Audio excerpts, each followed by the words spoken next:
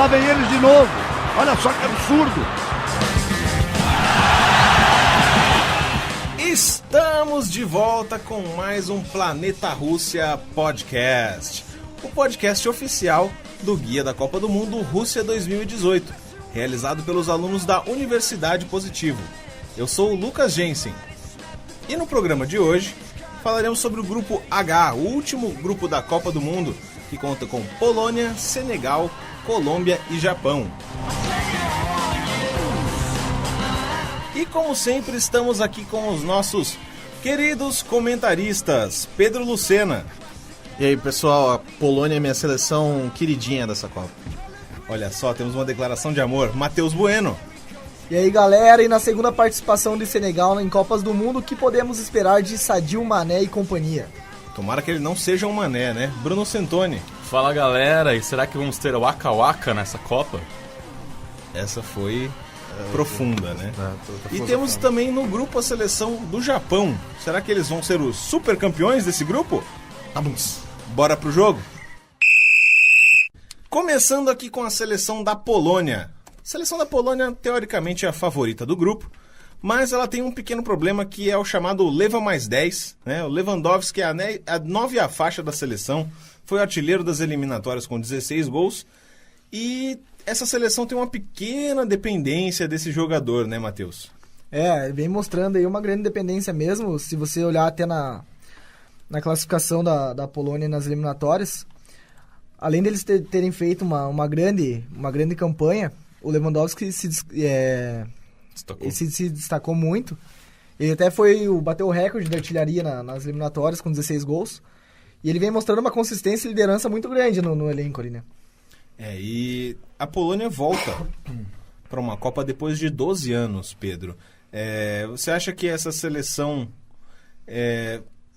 mesmo tendo esse problema da dependência de um jogador específico, né, tendo coadjuvantes fracos, você acha que essa seleção ela pode chegar longe na Copa ou morre logo nas oitavas, não passa das fases de grupos? Como é que é? Olha, eu já vou te falar que eu não concordo muito que ela não tenha muitos coadjuvantes, né? Eu acho que ela até oferece algumas outras opções além do Lewandowski. Mas é um grupo complicado, né? A gente vai entrar mais profundamente nos outros competidores aí mais pra frente do programa. Mas eu acho que o equilíbrio desse grupo faz com que tudo seja possível, vamos dizer assim. Não é um grupo que tenha uma seleção que pulha os olhos ou que você olhe e fale, nossa, esse aqui com certeza consegue cravar que essa vai ser a primeira colocada. Então, eu ainda vejo a Polônia com grande chance de ir para a segunda fase, mesmo que vá cair com certeza nas oitavas de final. Eu acredito também que existe aliás, contrariando o Pedro, mas concordando com vocês aqui, eu acho que existe essa dependência ainda do Lewandowski. Ao mesmo tempo, o Pedro falou desse equilíbrio que existe na seleção. Ao mesmo tempo que o Lewandowski fez bastante gols, também nas eliminatórias a seleção sofreu muitos gols. Se não me engano, acho que foram 14. Uma marca bem superior aos outros que se classificaram. Só que ao mesmo tempo também em 2016 na Eurocopa foi uma das seleções que menos tomou gol. Então, o técnico sabe o que fazer para não levar gol. Nas eliminatórias sofreu bastante, mas eu não sei até que ponto existe realmente esse equilíbrio, sabe? Eu acho que o Pedro estava se referindo era o equilíbrio dentro do próprio grupo, assim, né? Entre as outras seleções. E era isso justamente que eu ia levantar para você, Bruno. Você acha que esse grupo ele é nivelado por baixo? Porque nós temos aí uma seleção que só participou pela segunda vez em Copas, que é o Senegal. Temos a seleção do Japão, que é uma seleção teoricamente sempre fraca. Seleção da Colômbia, que não vem apresentando seu melhor futebol ultimamente. E a seleção da Polônia, que, como você disse, ela está desestabilizada e irregular, né? Você acha que isso faz com que o grupo seja o pior grupo da Copa do Mundo em questão técnica? Não, de jeito nenhum. Mas o termo que você utilizou é muito bom. Ela é inconstante também, porque a gente vê essa oscilação, né? Eles fazem muito gols, tomam muito gols, às vezes fazem de menos, levam de menos também. Então é um time que ainda talvez não tenha se encontrado, vamos dizer assim. E talvez essa Copa do Mundo, como o Pedro falou, vão avançar da fase de grupos, provavelmente, não passam das oitavas. Mas vai aprender muito, talvez. Para a próxima Copa não deve ter Lewandowski, né? Eu não acredito que ele deva participar. Mas vai servir de aprendizado, na minha opinião. E eu acho também que por causa desse desse sistema de jogo que às vezes eles tomam bastante gol.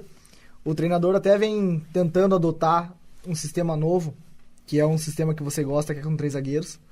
Porém, ele ainda utilizava mais o 4-2-3-1. Mas eu acho que isso daí pode ser uma alternativa para a Copa do Mundo aí, para eles evitarem de ter uma defesa frágil, né? E voltando aqui um pouquinho no que a gente comentou sobre alguns coadjuvantes terem uma certa qualidade, né, Pedro? Você até discordou de mim aqui, né? Então vou voltar a bola para você. Eu quero que você me explique aqui quais são esses coadjuvantes que a seleção da Polônia tem. Olha, eu acho que na verdade é um misto entre veteranos e alguns jogadores mais novos. Eu vou destacar entre os mais novos, eu acho que o Zielinski no meio de campo, que ele, como jogador do Napoli, ainda é um cara bem novo, 23 anos. E eu acho ele muito bom jogador, eu acho que ele colabora bastante para a formação no meio.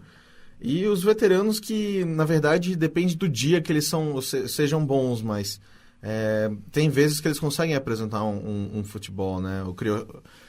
Eu sempre travo para falar o nome do cara, que é o rapaz do West Bromwich, que é o Krychowiak. Eu acho... Desculpa, gente, é Brasil, tá? Esses nomes aqui em polonês são difíceis. O próprio Kuba, né, que por muitos anos foi do Borussia Dortmund. A gente fala Kuba é o que é mais fácil, né? Porque ficar falando do Błaszczykowski o tempo todo, né? Também vai para a provável única Copa dele, porque já tá com 32 anos. O Grosicki também tem um bom suporte. Mas o que eu acho mais interessante dessa Copa, na verdade, é justamente o que o Santoni tinha falado, que tentar aprender com essa Copa, porque tem um número ali de jogadores um pouco mais novos que vão tomar isso como experiência, que tem todos entre a faixa de 20 a 24 anos, que eu acho que ainda podem carregar esse bastão quando o Lewandowski não tiver mais muito bom, que é o caso do Milik, que é o caso do Kovnák. O Kovnák é atacante agora do Sampdoria, mas desde a base ele jogava no Lech Poznan e apresentava um bom futebol. Hoje tem 21 anos. E eu acho que ele tem um potencial para se tornar um bom atacante. O próprio Zielinski, que eu citei, que já é uma realidade, mas que ainda é muito novo. O Linette também, que é um bom jogador, que é um cara mais ofensivo pelo meio. Então você tem umas peças interessantes. O próprio Bednarek, que é um polonês que joga no Southampton, né? Eu acho que ele consegue fazer tanto o papel do zagueiro quanto de lateral, tem 22 anos. Então tem muitas peças aí que você vê como uma base de uma seleção futura. E eu acho que isso que é o mais interessante nessa seleção. Misturando todos esses caras experientes, como o Piszczek, né, o zagueiro lateral do Borussia Dortmund, com caras semi-desconhecidos, como o próprio Bednarek. E outro ponto, pegando já o gancho do que você falou, outro ponto importante dessa seleção, né? Eu acho que, pra mim, é a grande falha dessa seleção e o grande motivo deles tomarem tantos gols, que é o goleiro, né, cara? Eu falar do Szczesny, né, um pouquinho, que nunca foi uma unanimidade em todos os grupos que ele passou, né, em todos os clubes que ele passou. E se o Matheus puder me ajudar aqui, você concorda comigo que essa seleção ela poderia ter um goleiro melhor e tendo esse goleiro melhor ela iria mais longe? Talvez, mas eu gosto do Szczesny. Eu não acho um excelente, um goleiro fora da... Ele é simpático, Você ele é simpático. Matheus, você tem um coração muito grande, cara. Sou muito... sempre cabe mais um aqui no meu coração. Mas... Eu acho que ele pode fazer sim um bom trabalho. Não creio que ele... Não acho que possa ser um destaque. Mas... Essas, vamos dizer assim, por ele não ser uma unanimidade e ele nunca ter se firmado com grandes partidas, assim, uma sequência muito boa, às vezes pode acabar prejudicando a Polônia no grupo. Mas eu acho também que se eles conseguirem fortalecer a zaga ali, para ele não ter muito trabalho, também possa passar tranquilamente. Uma coisa que eu acho interessante nessa disputa do gol da Polônia, que né, tem o Szczesny de um lado e o Fabianski do outro, né? Mas essa é a verdade, eles disputam bastante essa vaga. Porque o Szczesny, se ele fosse um cara consistente, ele era o dono dessa vaga com certeza, porque a técnica dele, o alcance dele, ele é muito melhor do que o Fabianski. Só que o problema do Szczesny é que ele é inconsistente, o Fabianski não. Então você sempre sabe o que você vai receber do Fabianski durante o jogo. Agora o Szczesny é uma incógnita, porque tem vezes que ele tem sequências de jogos que ele tá pegando tudo. Agora tem sequências de jogos que ele não pega nada. Absolutamente nada. Se você der um totó pra ele, você dá um recuo, é risco de ser um gol contra. Então eu acho que essa é a grande decisão que o técnico vai ter que fazer. Porque o Fabianski, por mais que não seja aquele goleiro, ele é um goleiro decente, assim, sabe? E a Polônia, eu acho que ela tem que focar nessa parte defensiva, tanto na zaga quanto no gol, porque se você pegar o número deles nas eliminatórias, eles ganharam 8 das 10 partidas que disputaram. Então, o ataque é forte, já tá comprovado que é forte. E para um jogo ali que é, tipo, todo jogo uma decisão, que é a Copa do Mundo, se eles conseguirem melhorar a zaga ali, eles podem passar com grande tranquilidade num grupo que possivelmente eles vão ser os destaques. Mas sabe que esse lance, eu tava pensando, tava analisando esses dias, que esse lance de vencer 8 partidas das 10 disputadas é um negócio assim, não sei até que ponto isso não serve para iludir bastante o torcedor, porque é um número realmente muito bom. Mas todas as seleções que passaram, se vocês forem analisar, passaram com essa margem. Não, mas alguns que nem a Alemanha venceu todas, Portugal, que a gente já comentou esses dias aí, também venceu, quase não passou, né? E venceu 9 das 10 partidas. Não, mas é que se você for pegar as outras 3 seleções do grupo, o provável é que a Polônia passe até com folga. Sim. Entendeu? Por isso que eu citei isso.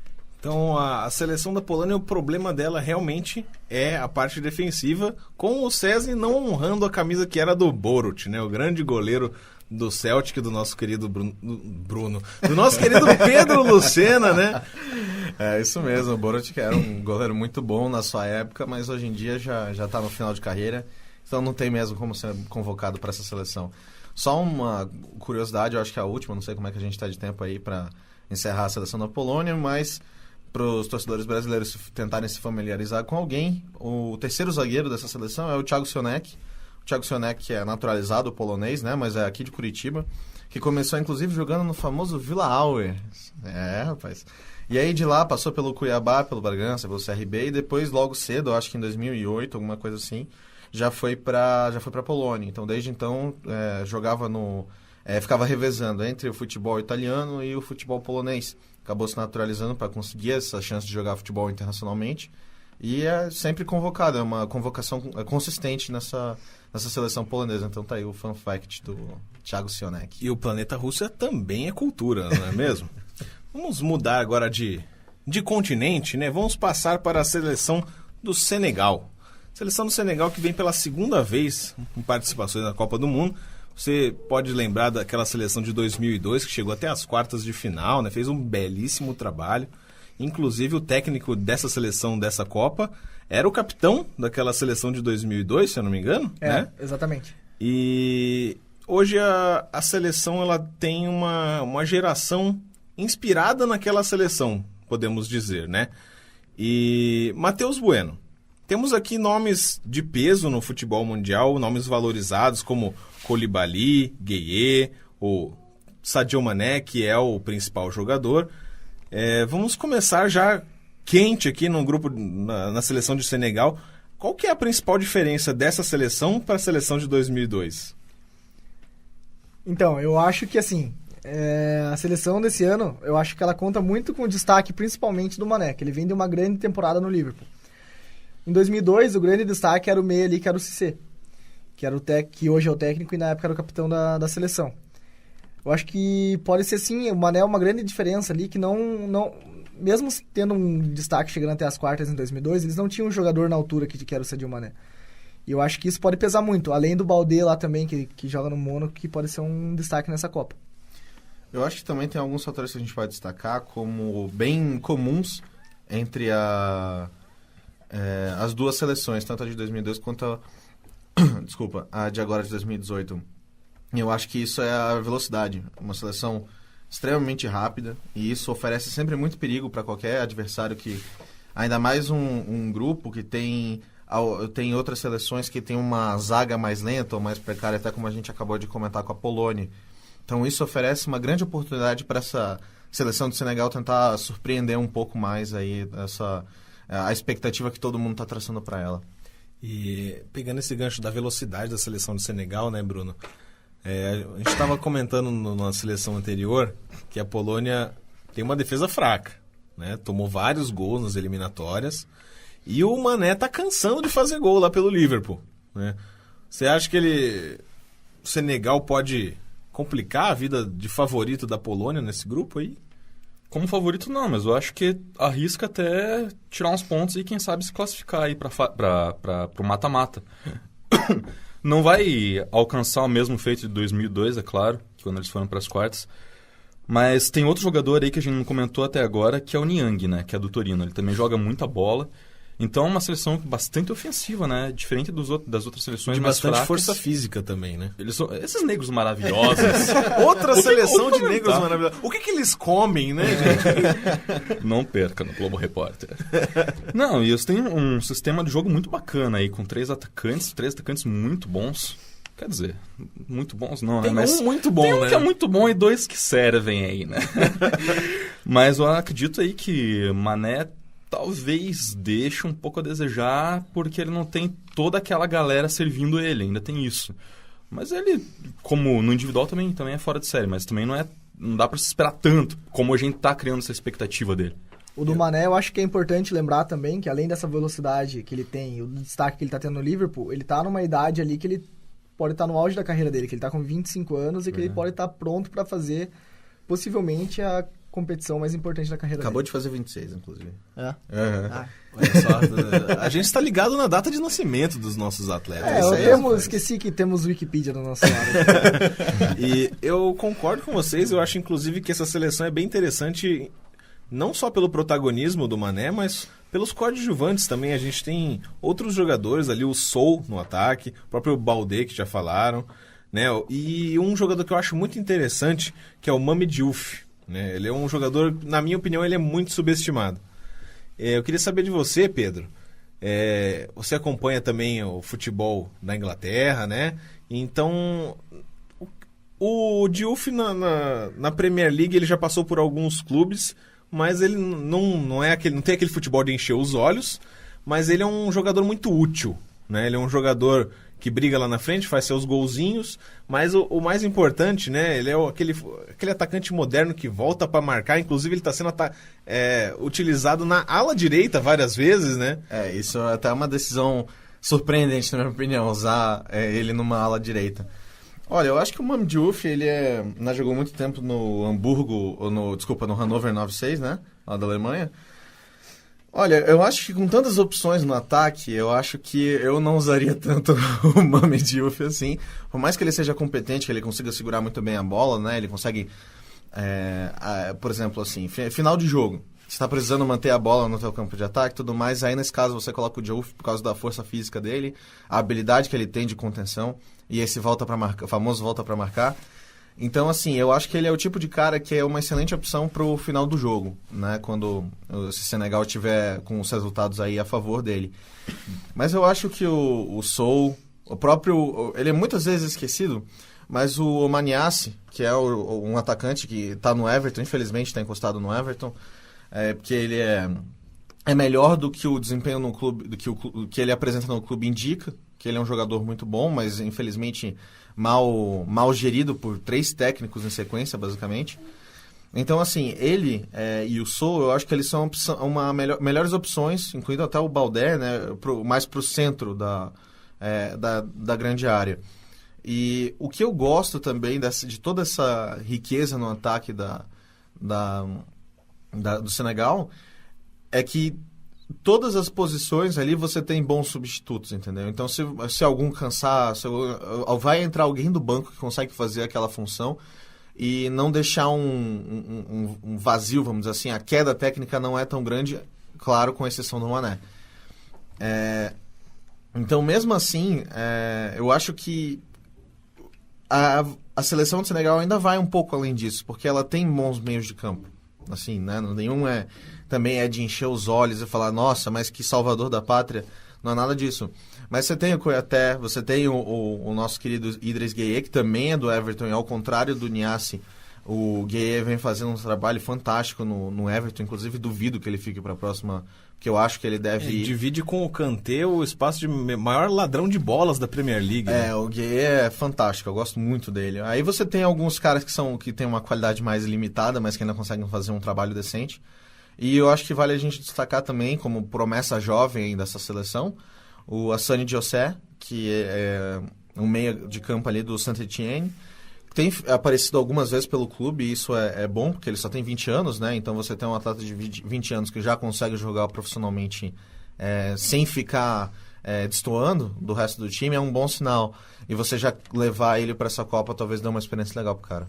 E muito que bem. A seleção de Senegal aí, vamos torcer para que não ocorra com o Manel mesmo que aconteceu com o Diouf, né? Que foi o craque daquela seleção, que caiu no estilo Jobson de ser, né? Então acabou destoando do resto da seleção. Posso Até fazer só por coincidência, Colômbia no próximo bloco aí, né? Só um último comentário aqui na nossa seleção de Senegal.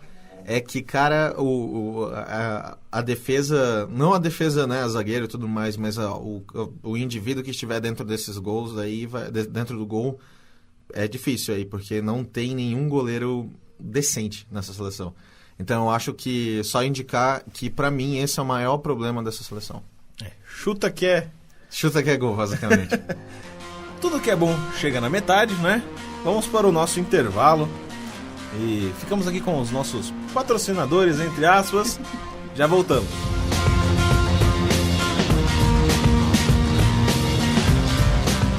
E estamos de volta aqui com o Grupo H da Copa do Mundo. Vamos agora falar sobre a seleção amarela da Copa. É a seleção da Colômbia. Seleção comandada aí por José Pekerman, ou o José Pekerman, né? Estamos no Brasil, não é mesmo? Que tem como principal jogador o James Rodrigues, que reencontrou o seu principal futebol, né? Os seus bons dias que estavam sumidos na época de Real Madrid. Eu queria saber aí do Bruno Centoni, essa boa fase do James pode indicar coisas boas para a seleção da Colômbia? Tomara que sim, né? Daí a gente consegue escutar mais o Waka Waka até o final da competição aí. Ver mais a Shakira nos jogos, né? Não, mas brincadeiras à parte aí, eu acredito que sim, essa boa fase dele vai ser levada para a seleção. Ele tá muito mais maduro do que a última Copa, com certeza. Que inclusive foi chuteira de ouro, né, da última Copa. Mas eu acredito que agora a cabecinha dele tá um pouquinho mais no lugar do que na última participação dele. Ele tem um futebol também que eu acho que é um pouco melhor, assim, tem mais qualidade, sabe, do que nas últimas apresentações anteriores aí da FIFA. Mas também tem o Falcão Garcia, que é um baita jogador, né?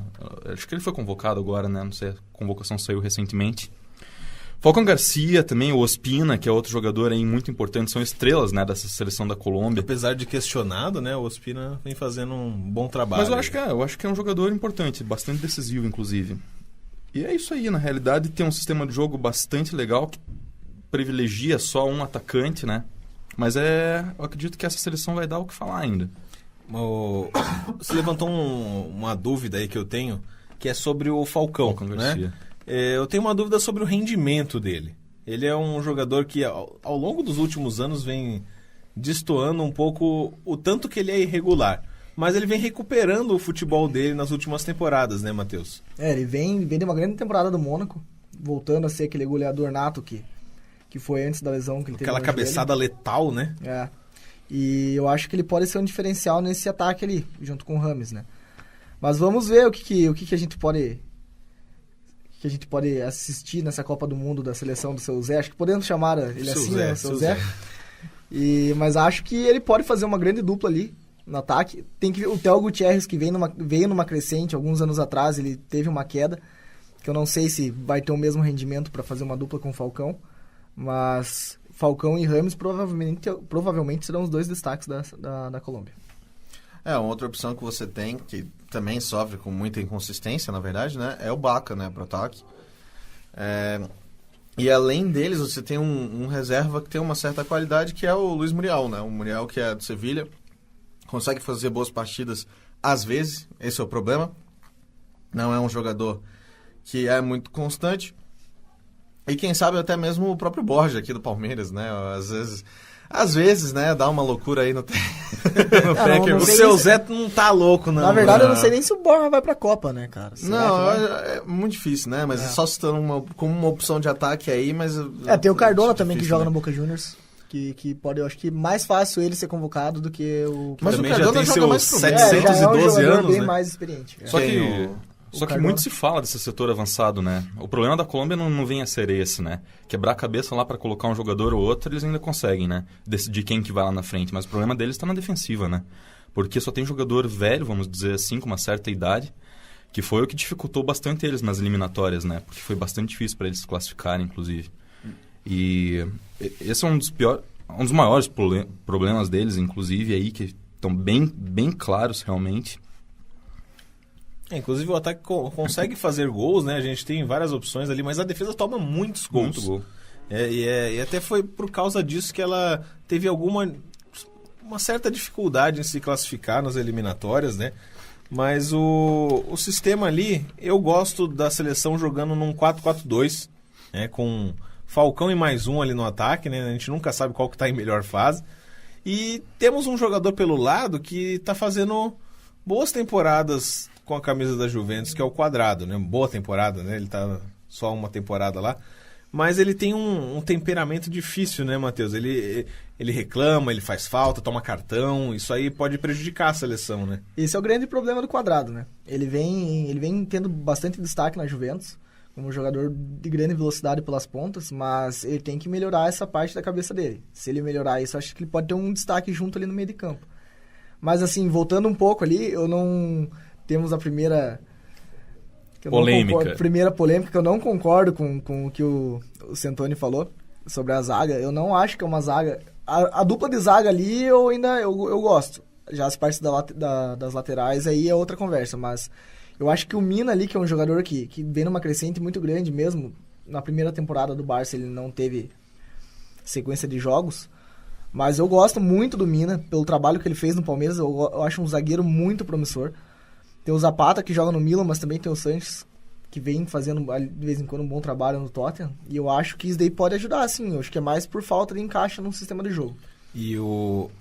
Foi bom você ter falado isso. O Sanches é um ótimo jogador, né? Muito jovem ainda, muito promissor. O próprio Mina, né? É jovem também. Então mas eu acho que eles não estão prontos ainda, né? Seria uma dupla de zaga de 23, 22 anos, né? Então, para a próxima Copa do Mundo eles estariam no auge físico, da carreira, vamos dizer assim. Porque nessa Copa você ainda consegue usar o Zapata, que está com seus 31, né? Claro. E você pode alternar um segundo zagueiro entre o Mina e o Sanches. Eu pessoalmente preferia que ele colocasse o Sanches. Eu acho ele mais jogador do que o Mina. Até por ritmo de jogo também, né? Porque o Sanches vem numa temporada muito boa. O Mina, infelizmente, como o Matheus falou, não teve a sequência que precisava ter para ter um desenvolvimento melhor. Então, pelo momento... Mas, assim, pessoalmente, eu gosto mais do Sanches. Então, mas para dar um alívio também no Oscar Murilo, que seria o outro zagueiro, né? Então, assim... Eu acho que, na verdade, essa zaga é composta como toda zaga deve ser, vamos dizer assim, né? Com 2 caras experientes e com 2 caras um pouco mais jovens para passar essa experiência para quando eles forem no auge. Independente da qualidade técnica, né? Como seria o ideal, pelo menos teoricamente pela idade, né? Mas eu acho que o Mina ele pode ter uma importância grande ali, porque na época já de Palmeiras, e também ele faz isso na seleção, que ele é muito alto. Se eu não me engano, ele é o zagueiro mais alto da história do Barcelona. E... Ele é mais alto que o Piqué? Se eu não me engano, ele é o zagueiro... Quando ele logo chegou no Barcelona, se eu não me engano, eu vi uma reportagem que citava isso. Mas enfim, ele é muito importante tanto na parte defensiva quanto na parte ofensiva na bola aérea da seleção da Colômbia, e foi assim também no Palmeiras.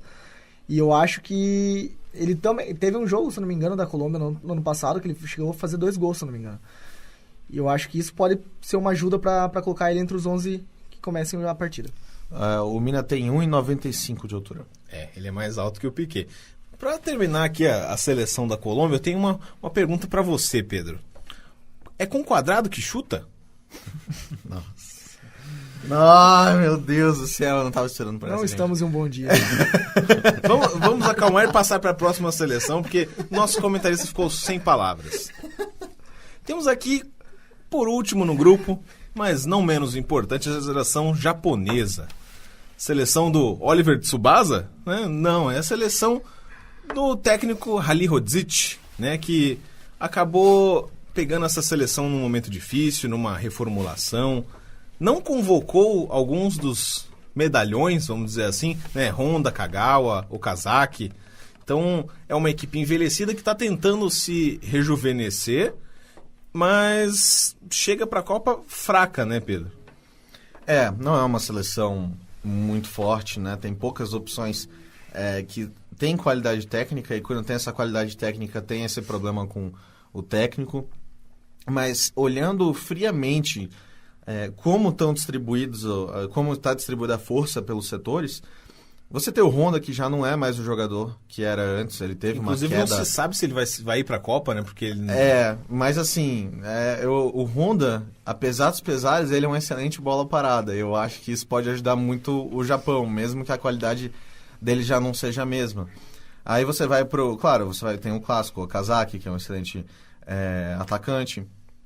Eu gosto muito do Okazaki, eu sou bem fã dele. Eu acho, inclusive, que ele é um atacante um pouco... ao contrário de superestimado, ai meu Deus. Subestimado? Subestimado, obrigado.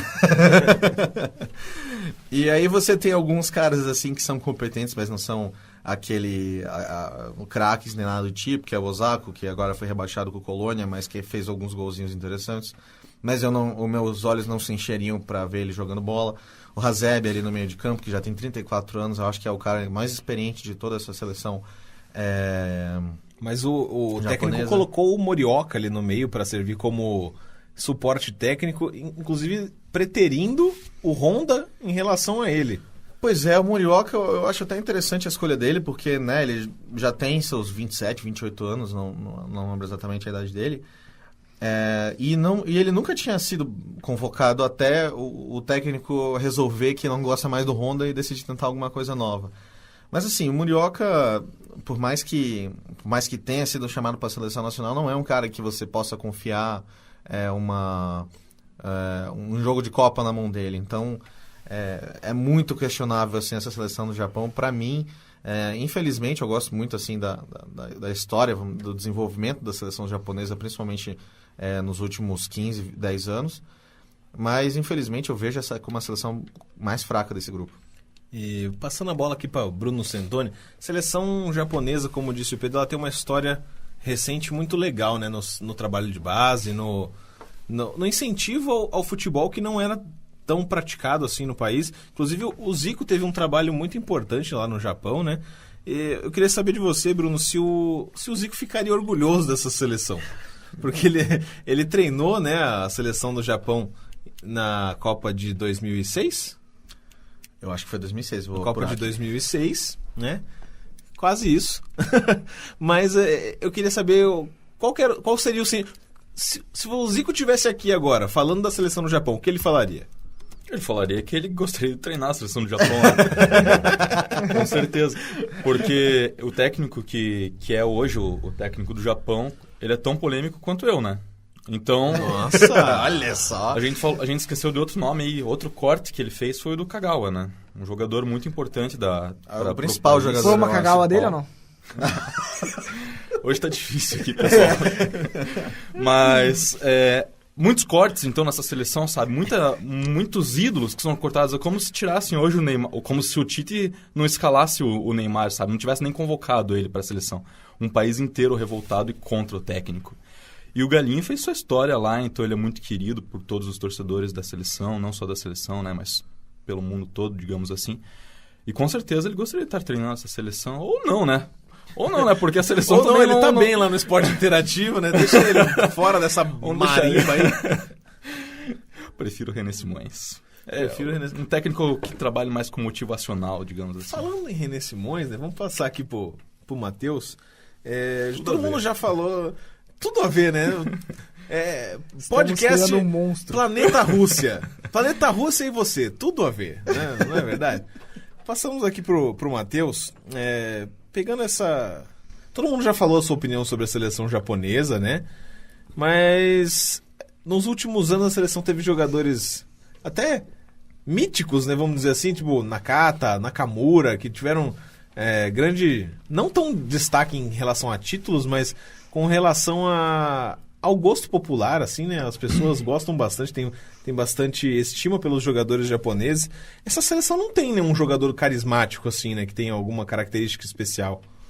Esse é o grande problema do trabalho que o técnico vem fazendo, que é o que eles citaram, né? Porque as três grandes estrelas do grupo ali, ele chegou a não trabalhar com eles, que é o Honda, o Kagawa e o Okazaki. Mas eu acredito que isso possa mudar um pouco e que ele leve eles para a Copa. Mas não são jogadores os mais... De confiança dele, né? Mas que também não tem uma sequência, não vinham de uma sequência de jogos ali com a seleção. E também, se você olhar ali, porque antigamente era uma seleção mais jogada pensando na posse de bola, e hoje o atual treinador ele pensa muito jogando de acordo com o que está o placar. Se estiver ganhando ali, ele vai pensar, segurar e tal.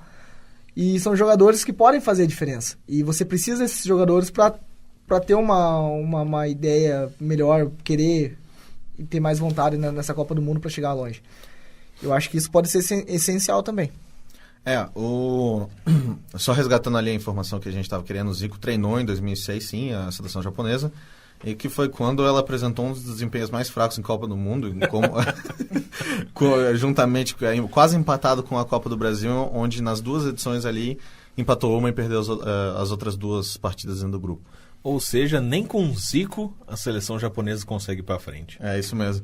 Os 2 melhores resultados, lembrando do Japão, foi em 2002 e 2010, em ambas as ocasiões foi para as oitavas de final. E, né, pelas classificações gerais que a FIFA realiza depois, ficou em 9º lugar nas 2 competições. Muito que bem, como disse aquele cara que todos conhecemos, não é verdade? Mas ficamos por aqui, né? Antes de terminar o nosso programa, vamos para os nossos palpites do grupo, né? Quem que vai se classificar, quem que vai passar. É um consenso a passada da Polônia, Bruno Santoni? Não, eu acho que está bem definido esse grupo aí, porque tem 4 seleções que, na minha concepção, são seleções fracas, que não devem passar aí da fase de mata-mata. Então, eu acredito que talvez o Japão fique em último. Não, vamos colocar a Polônia aí sim com o Senegal. Polônia e Senegal. Bom, Matheus Bueno, qual que é o seu palpite para o grupo? Eu acredito que passe Polônia e Colômbia, mas não descarto uma surpresa com o Senegal. Pedro Lucena. É difícil essa aí, viu? Eu acho que todas as seleções fora do Japão têm condição de ser primeiras no grupo. Então, aqui eu vou com Senegal em primeiro e Polônia em segundo. Eu concordo com você. Eu acho que todas as 4 têm condições de pegar qualquer uma das 2 vagas. Então eu vou pela memória afetiva aqui, né? Seria legal passar a Colômbia e passar o Senegal também, né? E vamos dando tchau aqui com os nossos comentaristas. Bruno Santoni. Valeu, galera. Fiquem com a Jensen. Meu senhor. Matheus Bueno. É isso aí, galera. Valeu. Estamos aqui também. Ficamos com Pedro Lucena. É isso aí. Obrigado, Lucas. Valeu aí aos ouvintes. Obrigado. Eu sou o Lucas Jensen. Fique com a Jensen. Até a próxima. 1, 2, 3